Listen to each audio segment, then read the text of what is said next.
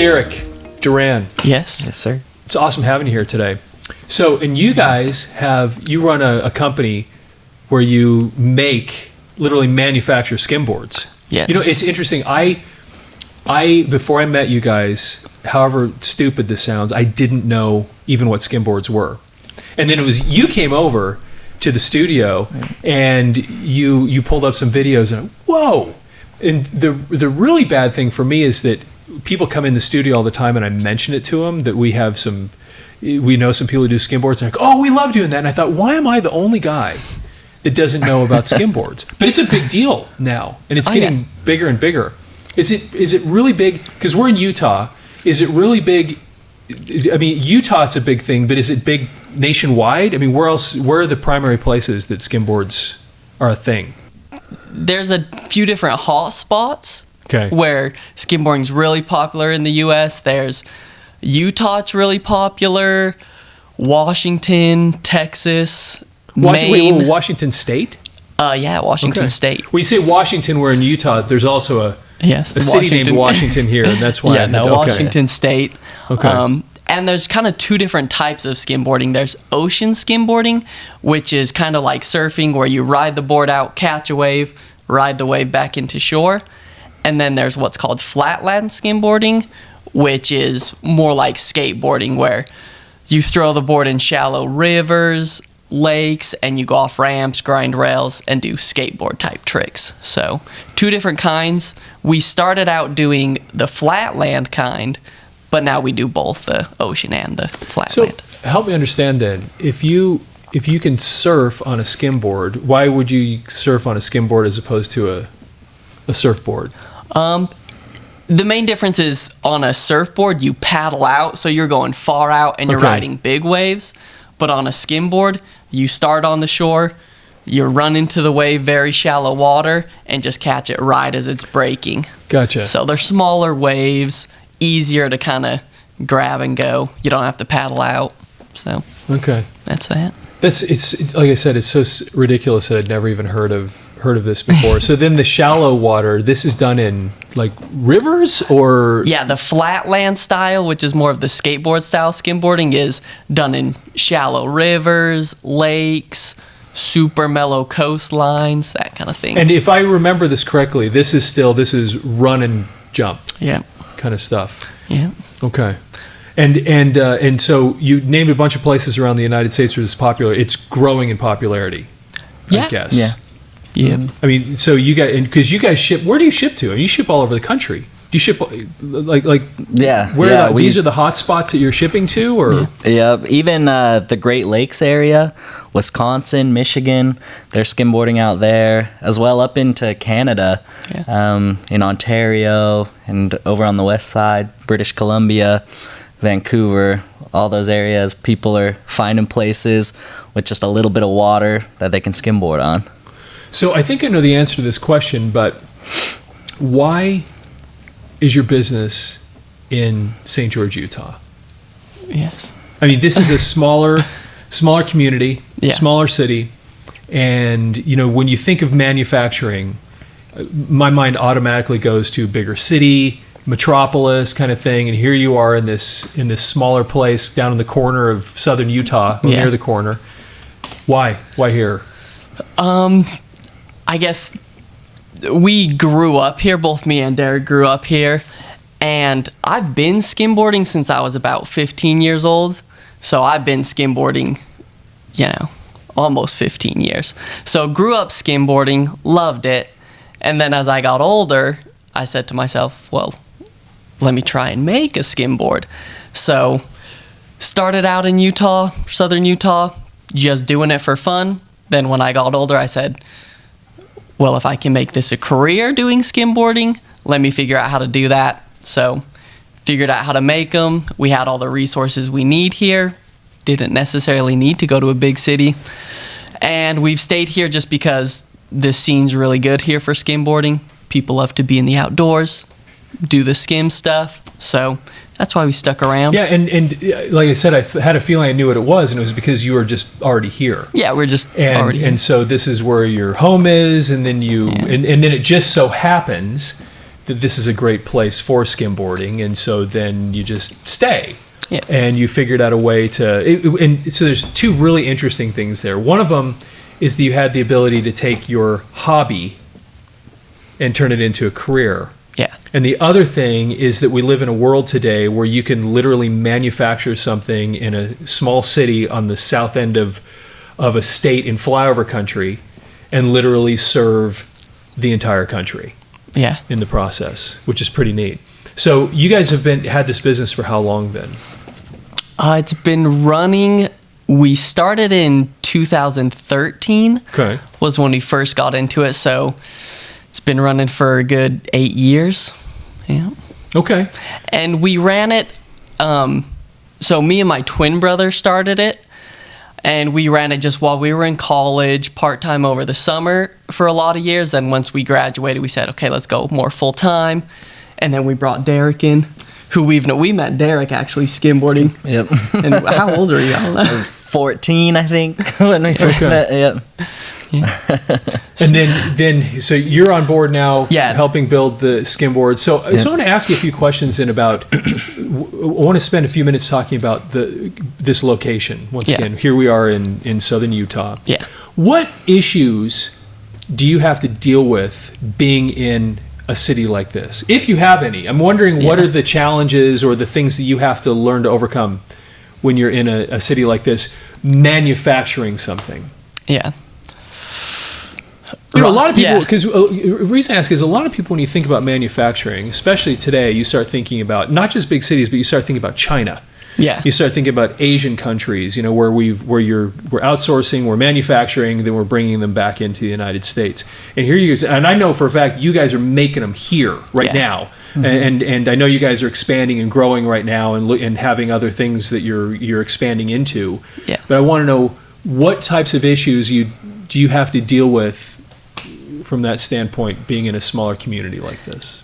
Yeah. I would say, I wouldn't even say that there's major issues being in a small city. I think part of it is making a skimboard's a very technical board to make. It's pretty niche. So outsourcing it to like somewhere in China, they wouldn't really be able to create exactly what we need in terms of a board that performs the way we want it to perform.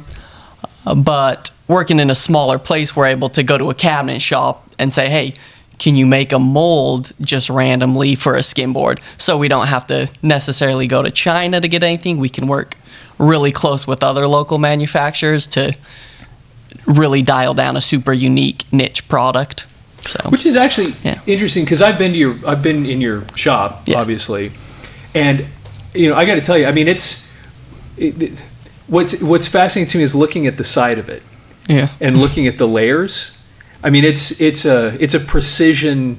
I would have never thought, Oh, yeah. you know, that there is so much into getting this thing dialed in and getting it just perfect the way you're describing it here. Yeah. And so for you, kind of having hands-on and being able to create that thing the way it needs to be created, the way you want it. Yeah. Because every one of them, at least the way you're doing it right now, is kind of a handmade little piece of art. Oh, yeah. Oh yeah, yeah. They're definitely handcrafted by us still, you know. Yeah, and it's interesting. I think we solve more issues or problems doing it here, where we have more control of the process to be able to produce the product that we want, right? Just because, like Duran was saying, it is so technical, and there's so many different things that if they're even tweaked a little bit, the board just isn't going to perform quite as well. And so by doing it here, you know, we're very hands-on, so we can get just the right product. Oh, yeah. And actually, a couple of years ago, I think it was in 2016, we tried to outsource. So we tried to say, hey, we don't want to manufacture anymore. We're going to outsource the boards. And, you know, we just ordered a ton of boards. They showed up and they just fell apart. They didn't quite work. Yeah, just because, like I said, it's a very technical board. It's submerged in water. Everything has to be precise. So when we tried to outsource the manufacturing, it just didn't go well. So we just made the decision. We're like, let's just go full in on opening a shop, manufacturing, really scale it, making them ourselves. And is a really good decision. So we could grow quicker, solve, like Derek said, if there's a problem, we can solve it ourselves very quick, and that's that. It's funny because when I talk to some people about working here in St. George in southern Utah in a smaller community, it's interesting how often I hear the words quick, fast, which is exactly not what I would expect in these conversations in a place like St. George, Utah. True. And yet here you are, somebody else is actually making this comment. There is something about you being able to be in, well, I guess wouldn't necessarily matter what market you're in, but you're holding on to that manufacturing and you're able to pivot or make things more quickly or make decisions more quickly or... Yep. Yeah, no, we can make decisions more quickly. If we want to change something mid-production to make an improvement on the boards, we can do that. If we want to change materials, we can do that. So, and even creating new products, we can prototype in our shop to do whatever. So, yeah. Very interesting. And you guys so you've been doing this for almost a decade. Yeah. And so I have to know, how often do you guys get out and skimboard then? He does a lot. Yeah. That's. I mean, that's part of our job, right? Is just creating content, getting a lot of film for social media, for YouTube, for different things like that, just to keep people engaged with our products and what we're trying to do. And so, skimboarding is definitely in the job description. And I was actually leading somewhere, and you just took me there, which was marketing. So here you are. Once again, we're in a smaller market. What is it? What do you specifically do? And you already started answering this, to get people to know about your product and make sure and sell it and get your name out. Because if you're shipping all over the country, people are hearing about you somehow. And what is it? What do you do being in a market like this to make sure that people outside of this market know that you exist? So I would say, like Derek said, skimboarding is definitely part of the job. And like I said, we grew up skimboarding. It's still what we love to do more than anything. So it's very natural and easy. It's natural and easy for us to get out, film ourselves skimboarding, film some tricks. And southern Utah is a pretty big hotspot for skimboarding as well. So a lot of filming, hanging out, and then just putting the content that we film online on the website, Instagram, YouTube, all that stuff. And is that all the marketing you do? Is putting things on social media, or do you have another process that you use? As of right now, that's about it. Really? Yeah. We don't run really paid ads or anything too much, so I guess it's mostly online, very organic, and we also, in terms of wholesaling accounts, we're on the phones calling different surf shops and stuff like that. Okay. So that's kind of the two things: organic online sales through social media, and just getting on the phone and calling shops. So you really are then, you sell some directly, but you're also working through different shops where then they'll take a certain number of skimboards and then they'll resell them that way. How much, I'm actually really curious about that now. What percentages do you have in each corridor? Yeah. So up until this year, we were pretty much exclusively online. So we ran, I would say 90% was online until this year. And then this year, starting in about December, we started getting more into shops because we were able to move into a better facility, really boost up our manufacturing capabilities, and make a lot more boards. So this year's the first time that we're getting into shops. And it's mostly, I guess, wholesale for now in the preseason.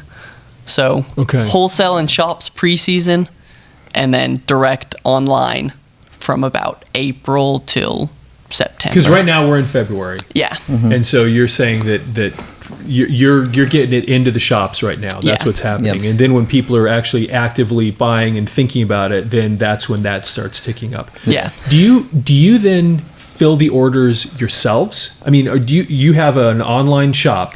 Yeah.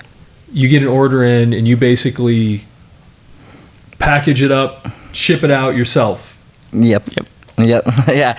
Every step from, ordering the materials, to picking them up, to putting the board together, making sure everything's good that way, to packaging, we cover it all. It's all in-house. Yeah. And it's funny, I just wanted to kind of go back to, skimboarding being a part of, our job. Yeah. We definitely sell more skimboards when we're out skimboarding than anything else that we do. Really? Because a lot of people here in southern Utah know what skimboarding is, but there still are people that are, just getting into it. And when they see us down there at the river, skimboarding, having fun, seeing what we're doing, we're always trying to talk to people. People are coming up to us asking about what kind of board we're riding, what we're doing down there, why we're filming things, and we see a lot of sales actually come out of that because people get interested. They find out we're a local company, that we've been doing this 7-8 years, and they just want to be a part of that and support local. So it definitely is a win-win, right? Because we get to go skimboard and have fun. People get to find out about us locally, as well as on a bigger level when we then take that footage and put it online and that kind of thing. So interesting. And that's interesting because you guys also, it's a local company, but you also don't have a storefront. I mean, they would have to order it from you still somehow online or something, right? A storefront is in the works, but for now it's online.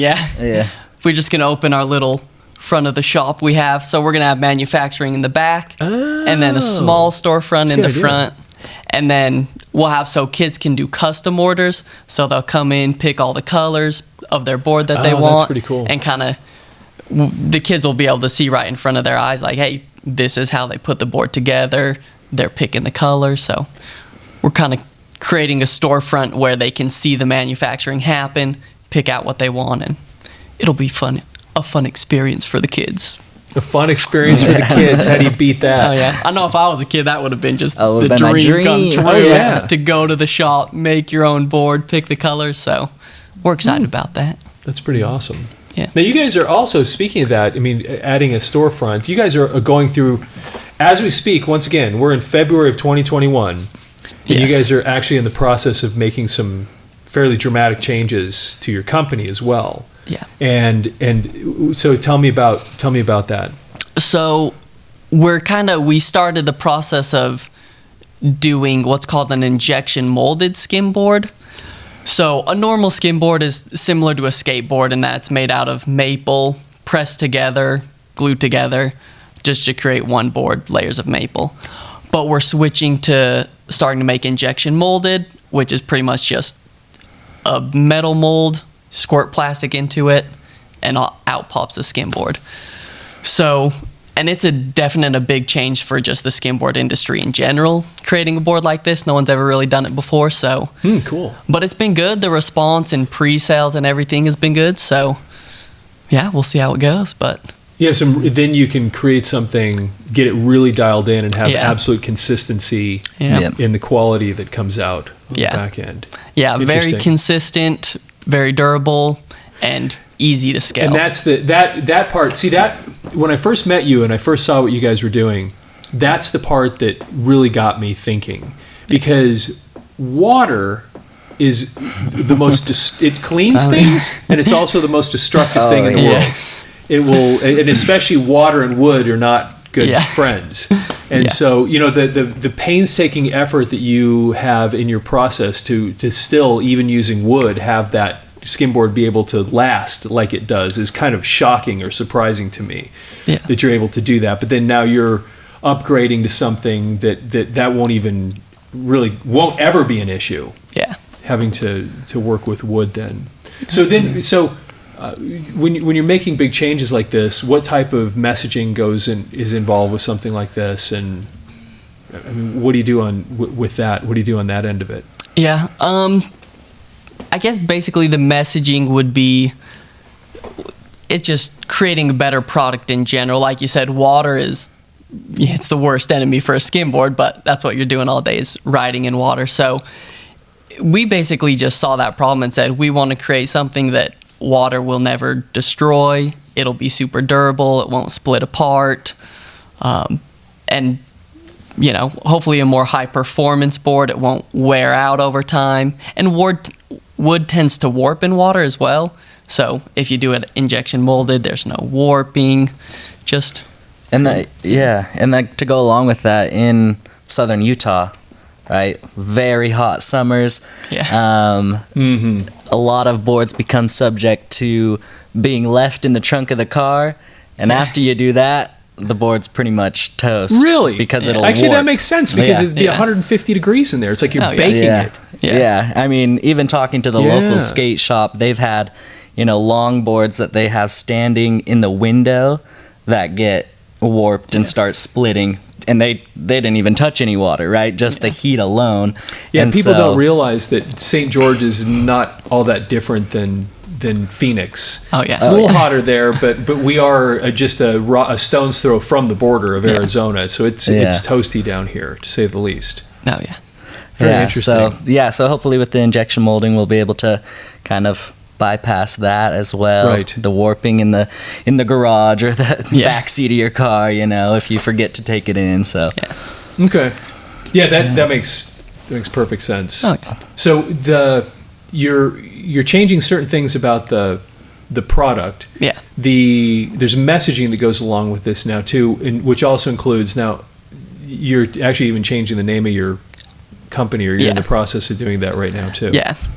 So the funny thing, we were formerly known as Bick Skimboards, and say it again. Bick. Okay. And that comes from my last name, Bickmore, and we just said Bick. We in 2013, we named our YouTube channel Bick Skimboards, and so that was just the name. It just kind of was there and it stuck. But then as we're growing and getting more wholesale shops, then there's a lot of confusion with is this Bick like the pen company and all that? So we said, we're changing it. And we found out too, through working more with surf shops, that Bick the pen company also does water sports. Really? Yeah, surprise. So that could get confusing for people. It got very confusing. Bick Sports, they make injection molded surfboards. Yeah. And so okay, that would throw people in for sure. Yeah. So the new name is it's the New Everything Company. Okay. Yeah. The New Everything Company. Yeah. Very interesting. The New Everything Company. Yeah. Where did that come from?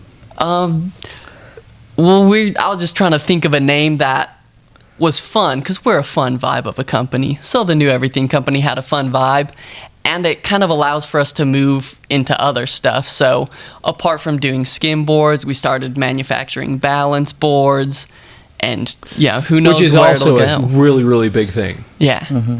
So we wanted a name that would just a fun vibe that would allow us to New create Everything whatever Company. we want.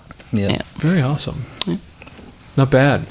So once again, I want to rewind just a little bit to some of the things we talked about earlier, which is the fact that we're here. Once again, we've mentioned a few times we're in St. George, Utah. This is a smaller city as far as cities go. We're the next biggest city to us is about an hour and a half away, which is Las Vegas.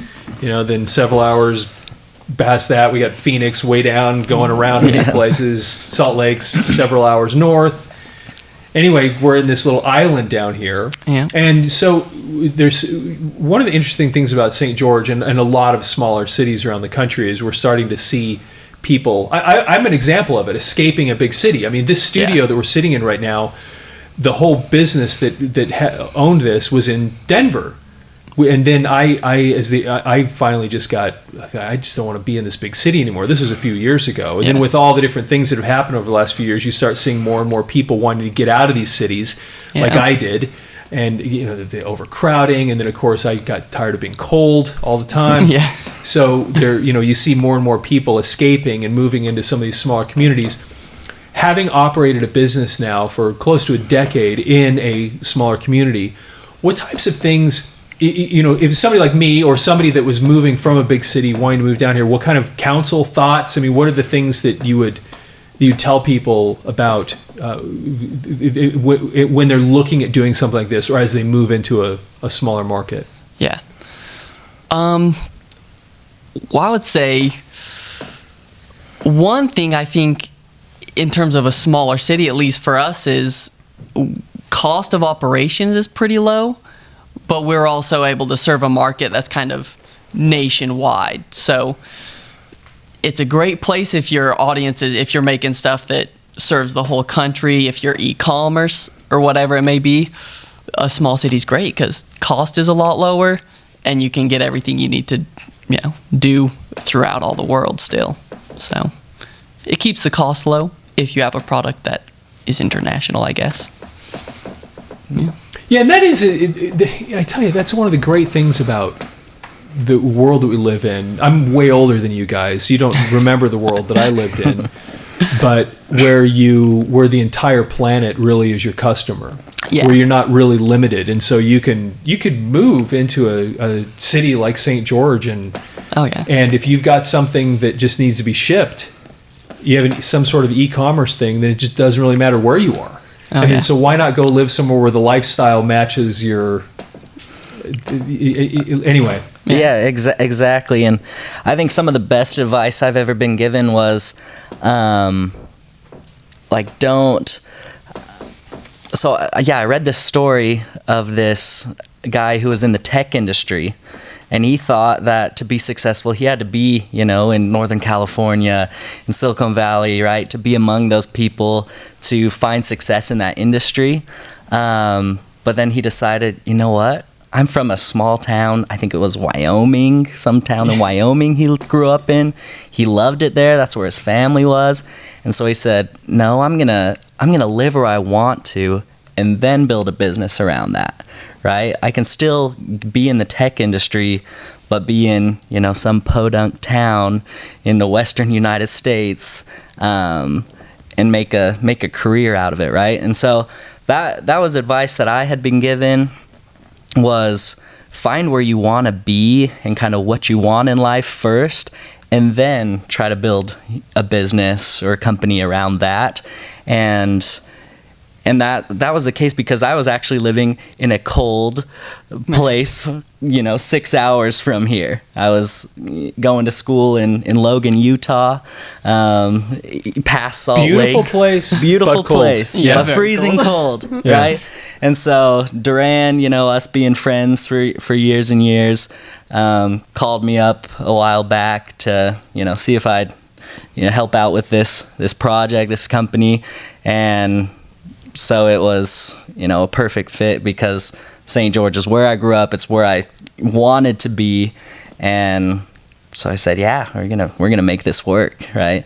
And so that would be my advice to anybody looking to maybe move to a smaller town, get out of the cold, or for any reason, go where you want to be, and then figure out what you're going to do. Because if you put that first, you're going to be able to come up with something. Oh yeah, that's actually awesome, and you guys are a great example of this. And I'll because even though you ship nationwide, what you do fits so well into this community that it wouldn't surprise me when you get your storefront opened up if you weren't doing enormous amounts of business locally, because it fits here. Oh yeah. And it's one of the beauties. I've had this conversation so many times lately. One of the beauties of a small community like this is that there are so many. You go into a big city, like, once again, let's come back to this. So I've got this big production studio here. You go into a big city, I'm a small fish in a big pond. There's 50 other places just like this. But you move to St. George and you own the industry that fast. Oh yeah. Because nobody else has it. And similar things. How many skimboard manufacturers are there in St. George? I'm guessing it's you. Yeah. I mean, that's it. And so you open up a storefront and then suddenly you're it. You own the market. You create the market and you own the market. And there's the opportunity in a small market to actually just move in and take over something or own a market is actually really inviting, really amazing. Oh yeah. And getting back to your point, you figure out the place you want to live, and then naturally there's something that's going to go with it that you love to do, and then you turn that into a business. Because I could be wrong, but I have a strange feeling that you actually like being at work. Oh yeah. Yeah. I get excited about it. Yeah, I bet. No, I bet. And I can tell every time I talk to you because you're doing something that you're passionate about. And it's kind of counterproductive because my wife will be like, if I have to stay late or am I working overtime, right? My wife doesn't have sympathy for me because she knows you're just doing what you love, you know?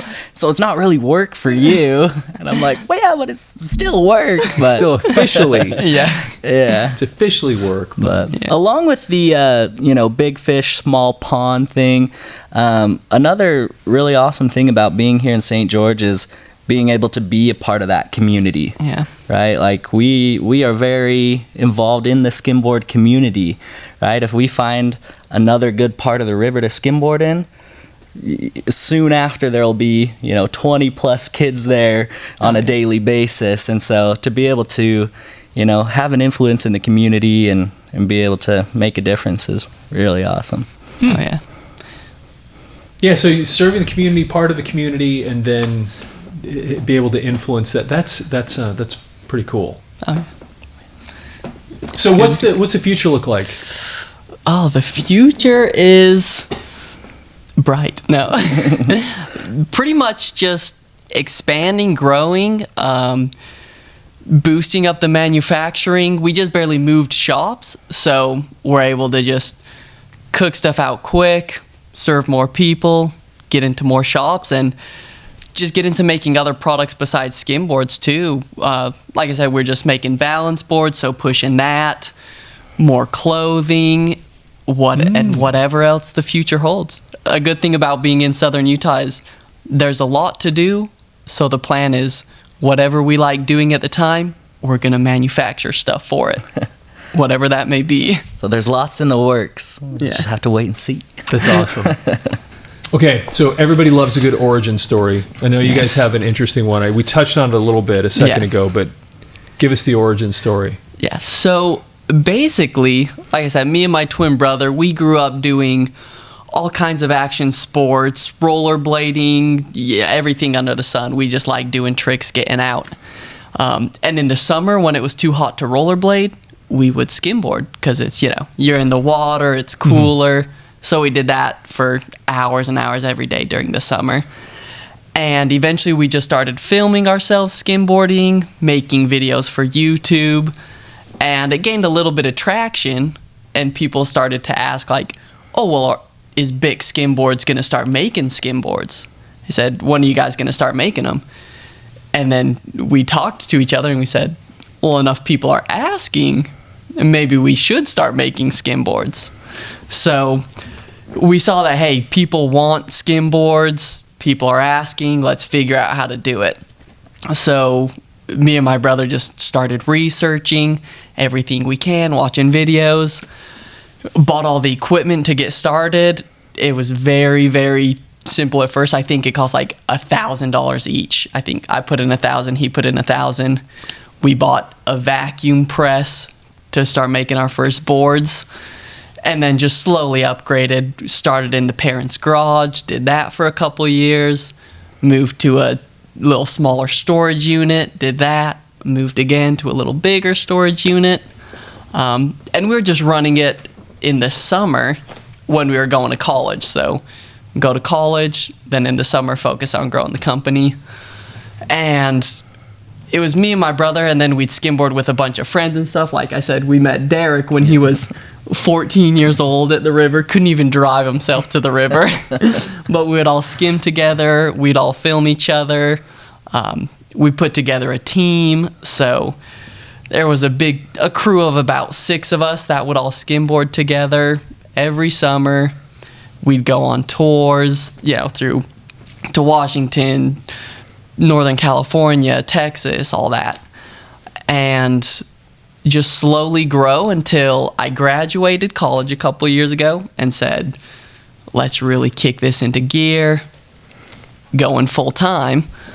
And then my brother at this point, my twin brother, had gone off to go to college in New York, so he was kind of more doing his own thing. So I was kind of on my own doing it, which was fine. But then started growing more, and I said, hey, I got to have a partner. So I called Derek, who I'd known forever, and I said, basically, just if we want to go into business together, start growing this thing even more, because it kind of outgrew one person running it. So brought Derek in, part-time at first. He had his part-time job doing ice stuff. Yeah. And then eventually just moved into both of us going full-time with it. Moved into another bigger facility just this last summer. And that's that. That's pretty awesome. Yeah. And it was pretty organic, pretty, slow at first when we were in college, but it was what we loved to do. And I knew since day one starting the company, hey, eventually I'm going to do this full time. So I just always had that mindset, and that was that.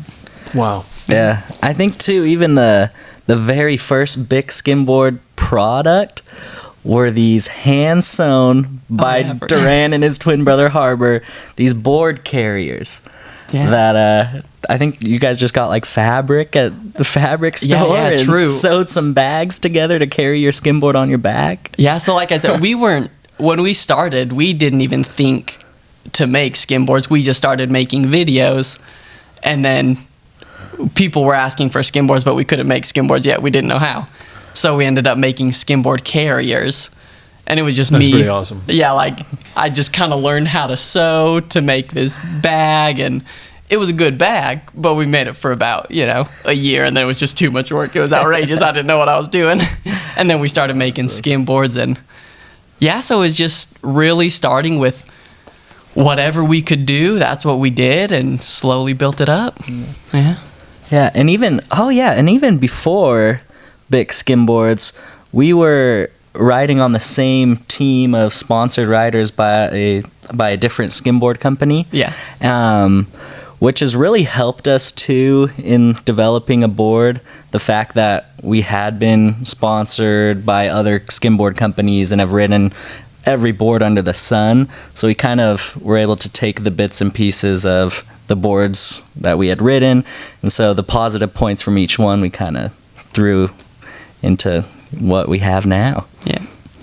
Very interesting. So you were in, it's like competitions? I mean, and there's stuff like that happens around the country then you guys are involved with. Yeah. Yeah. So there's, in recent years, at least in the U.S., the competitions have started to kind of wind down. Especially this last summer. Especially with last summer, Yeah. COVID. Everything It goes without saying. But there used to be a Northwestern skim tour that consisted of competitions here in St. George, in Cypress, Texas, in Sacramento, California, in the Tacoma, Seattle area of the state of Washington. And those were the biggest competitions here in the United States. In Europe, the circuit they call it the European Skimboarding Cup. There's competitions in Spain, Germany, Poland, Holland. Like there's competitions everywhere they're doing, and so that really helps to grow the sport as well when you're competing and you have people come out to these events, and they're just a lot of fun. Getting into the Olympics eventually. Yeah. One day. Definitely. Yeah. That's awesome.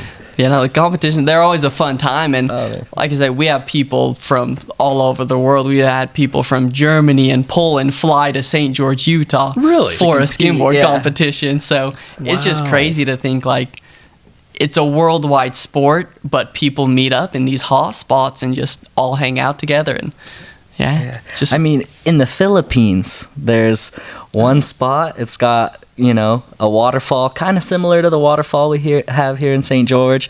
And there are people in the Philippines, in Taiwan, in Japan.